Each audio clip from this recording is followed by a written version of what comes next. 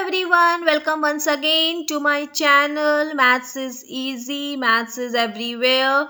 Today we will learn about comparing quantities in easiest way with real life examples. This is the first part of the topic and second part will be uploaded soon. Also, I want to say that if you like this video, kindly like, share, subscribe and comment it. So let's start the topic. So in our daily life बहुत सारे occasions होते हैं जब हम दो या दो से अधिक क्वांटिटीज़ को एक दूसरे से कंपेयर करते हैं. Suppose we are comparing heights of Rita and Raju. Here Rita की जो हाइट है वो 150 सेंटीमीटर है और राजू की हाइट है 75 centimetre. So we find that Rita is 2 times taller than Raju. Clear? और राजू's height is half of रीता's height. यानी राजू की हाइट जो है वो रीता की हाइट की आधी है. Clear?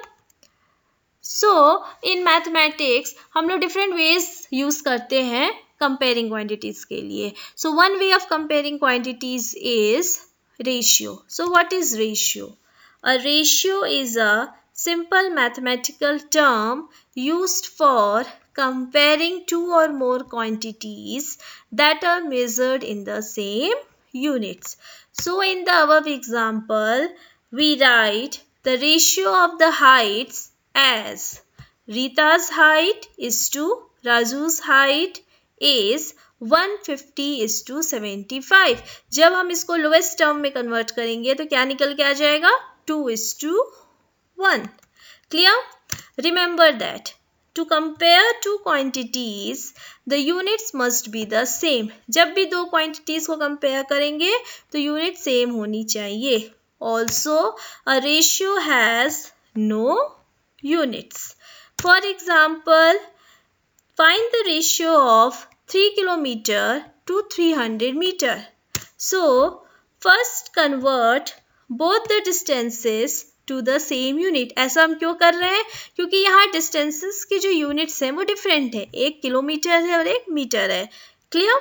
So 3 kilometer equals to 3 into 1000 meter. 1 kilometre कितना होता है? 1000 मीटर होता है. तो 3 किलोमीटर कितना होगा? 3 into 1000 meter equals to 3000 meter. Thus the required ratio 3 kilometer is to 300 meter is 3000:300. इसको फिर हम लोवेस्ट टर्म में कन्वर्ट करेंगे तो क्या निकल के आएगा? 10:1. It is clear? Now, equivalent ratios. Different ratios can also be compared with each other to know whether they are equivalent or not. Different ratios को हम लोग compare कर सकते हैं एक दूसरे से ये जानने के लिए कि क्या वो दोनों एक दूसरे के equivalent हैं कि नहीं है. इसको करने के लिए हम क्या करेंगे? To do this, we need to write the ratios in the form of fractions. तो हम ratio किस form में करेंगे? लिखेंगे fractions के form में and then compare them by converting them to like fractions. फिर fractions को किस में convert करेंगे? Like fractions में convert करेंगे. Like fractions क्या होते हैं हमारे? Fractions which have the same denominator are called like fractions. तो fraction को हम किस में convert कर देंगे? Like fractions में convert कर देंगे. उसके बाद हम लोग compare करेंगे. If these like fractions are equal, we say the given ratio are equivalent. अगर like fractions equal है एक दूसरे से तो हम कहेंगे कि जो given ratios हैं वो क्या है? Equivalent है. एक एग्जाम्पल देख लेते हैं. For example, are the ratios 1:2 and 2:3 equivalent? To check this, we need to know whether 1/2 equals to 2/3. हमने क्या बोला? इसको हमें चेक करना है कि अगर ये इक्विवेलेंट हैं कि नहीं ये दोनों रेशियोज. तो सबसे पहले हम ये चेक करेंगे कि इनको फ्रैक्शन के फॉर्म में कर लिया. 1/2 equals to 2/3. क्या ये दोनों एक दूसरे से इक्वल है? तो हमें इसे क्या करना पड़ेगा? पहले इसको लाइक फ्रैक्शन में कन्वर्ट करना पड़ेगा. So we have 1/2 equals to 1 × 3 upon 2 × 3 equals to 3/6. Similarly, 2/3 equals to 2 into 2 upon 3 into 2 equals to 4/6. अब 3/6 और 4/6 हमारी किस में कन्वर्ट हो गए हैं? लाइक फ्रैक्शंस में हो गए, क्योंकि इनका डिनोमिनेटर अब क्या हो गया है? सेम हो गया है. दोनों का डिनोमिनेटर कितना हो चुका है? 6 हो चुका है, यानी सेम हो चुका है. यानी ये दोनों जो फ्रैक्शंस हैं वो हमारे अब लाइक फ्रैक्शंस हो गए हैं. ठीक है. तो we find that 3/6 is less than 4/6. जब डिनोमिनेटर सेम होता है तो हम लोग न्यूमरेटर की वैल्यू चेक करते हैं. जिसकी वैल्यू ज़्यादा होगी वो फ्रैक्शन हमारा बड़ा हो जाता है. तो 3/6 और 4/6 है, तो 4 जो है वो 3 से बड़ा है, इसलिए 4/6 is also greater than 3/6, which means that 1/2 is less then 2/3. Clear? Therefore, the ratio 1:2 is not equivalent to the ratio 2:3. इसलिए 1:2 जो है वो इक्विवेलेंट नहीं है 2:3 के, क्योंकि इक्विवेलेंट के केस में क्या होना चाहिए? इक्वल होना चाहिए. यहाँ इक्वल नहीं है, तो ये आपके इक्विवेलेंट, ये दोनों रेशियोज जो हैं वो इक्विवेलेंट रेशियोज नहीं है. रियल लाइफ एग्जाम्पल देख लीजिए इक्विवेलेंट रेशियोज का. नाउ सी, ये आपका क्या है? 1:2 है. ठीक है. ये आपका क्या है? 2:4 है. इन्होंने 4 पार्ट्स में, इसलिए 2 पार्ट्स इन्होंने शेड किया, तो 2:4 है. इधर कितना है? 4:8 है. तो ये जो तीनों हैं रेशियो, ये क्या है? इक्विवेलेंट रेशियोज है. फिगर से भी समझ में आ रहा है कि एक ही जैसे हैं, मतलब हाफ पोर्शन इसमें शेडेड है तीनों ही फिगर में. तो ये जो तीनों रेशियोज हैं वो क्या है? इक्विवेलेंट रेशियो है. It is clear? So proportion. The relationship between two ratios where the first ratio is always equal to the second is called a proportion. For example, 1/3 equals to 2/6 means 1 yellow ball out of 3 balls, 2 yellow balls out of 6 balls. So 1 out of 3 is equal to 2 out of 6. The ratios are the same. 1 out of 3 जो है वो 2 out of 6 के बराबर है, यानी ratios क्या है? Same है. So they are in proportion. Another example, rope. A rope's length and weight are in proportion. यानी रोप जो है उसकी लेंथ और वेट क्या है? प्रोपोर्शन में है. When 20 meter of rope weigh 1 kg, मतलब 20 मीटर ऑफ रोप का वेट कितना है? 1 kg है. Then 40 metre of that rope weigh 2 kg, क्योंकि प्रोपोर्शन में है तो 40 मीटर ऑफ दैट रोप का वेह कितना हो जाएगा? 2 kg हो जाएगा. सिमिलरली 100 मीटर ऑफ दैट रोप वेह 5 kg. Clear? So 20/1 equals to 40/2. It is clear? Percentage. Percentage जो है वो भी another way of comparing quantities है. Now see.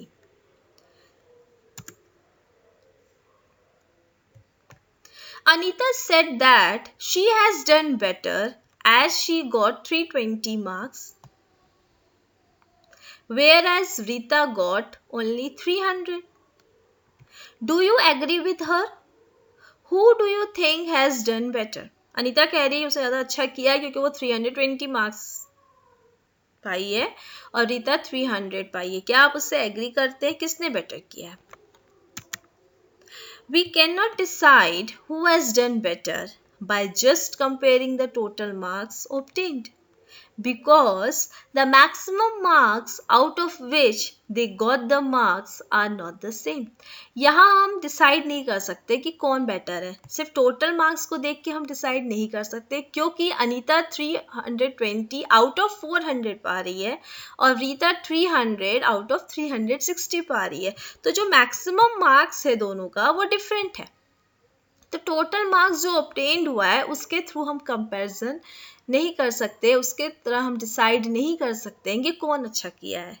तो so we will use the concept of percentage. तो ऐसे केसेस हम लोग कौन सा कंसेप्ट यूज करते हैं? परसेंटेज का कंसेप्ट यूज करते हैं. ठीक है, तो परसेंटेज कितना हो गया इसका? 80% है अनीता का, और रीता का परसेंटेज कितना है? 83.3% है. Therefore, Anita's percentage was 80% and Rita's percentage was 83.3%. अब क्लियर हो गया? So this shows Rita has done better. तो अब इससे परसेंटेज जब हमने निकाला तो हमको पता चला कि रीता ने ज़्यादा अच्छा किया. रीता के परसेंटेज कितना है? 83.3% है, और अनीता कितना? 80% है. Clear?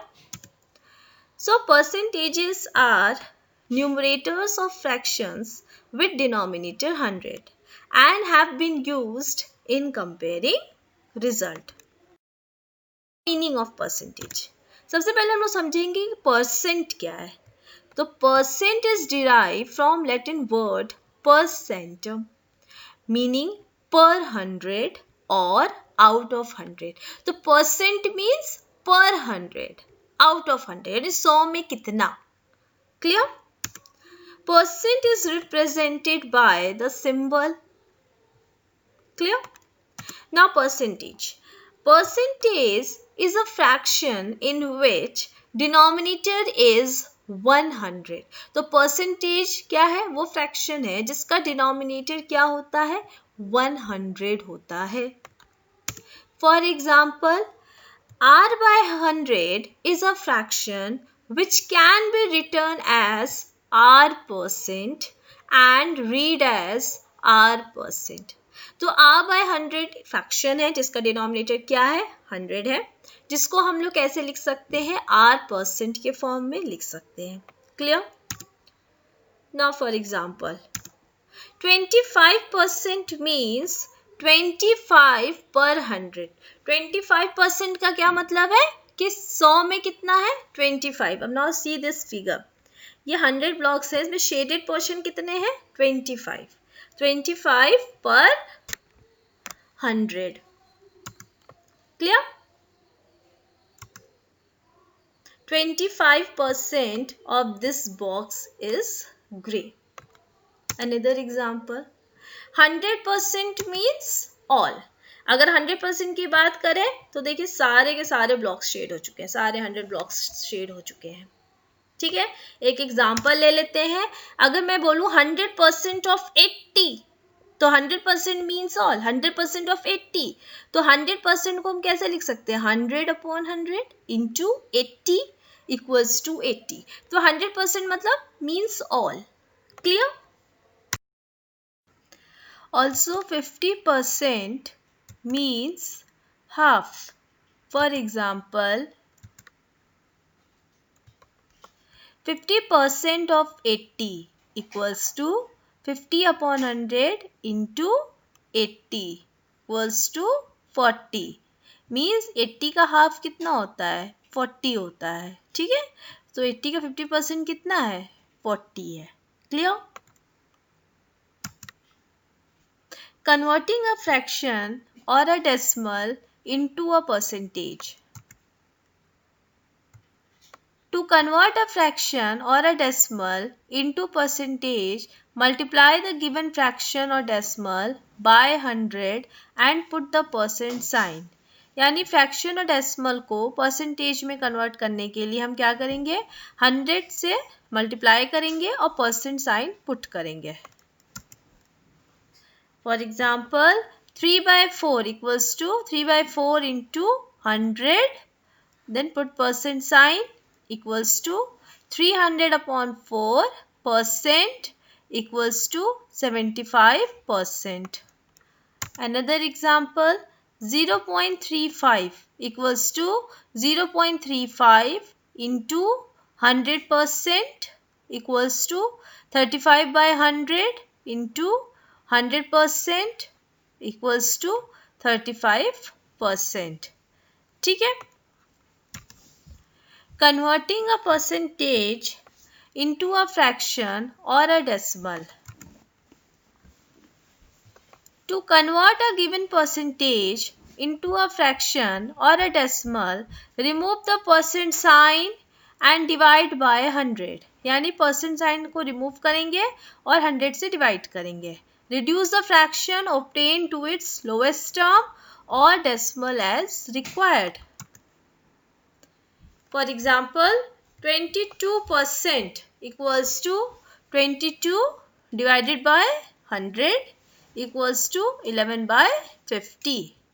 Similarly, 39% equals to 39 by 100 equals to 0.39. It is clear? These are some real life examples of percentage. Percentage के बहुत सारे real life examples होते हैं. See here, sale 10% off. ये बेसिकली आपके टैक्स में, कपड़ों के टैक्स में पड़े रहते हैं. 30% कॉटन, 70% पॉलिस्टर, या आपके इंग्रेडिएंट्स में रहते हैं कि जैसे 20%. Newspaper, battery, everywhere we are using the concept of percentage. Clear? These are the real life examples of percentage. It is clear? Now, so from this video, what have we learnt? We have learnt ratio, equivalent ratios, proportion, percentage with real life examples. Also, I want to say that if you like this video, kindly like, share, subscribe and comment it. Thank you very much.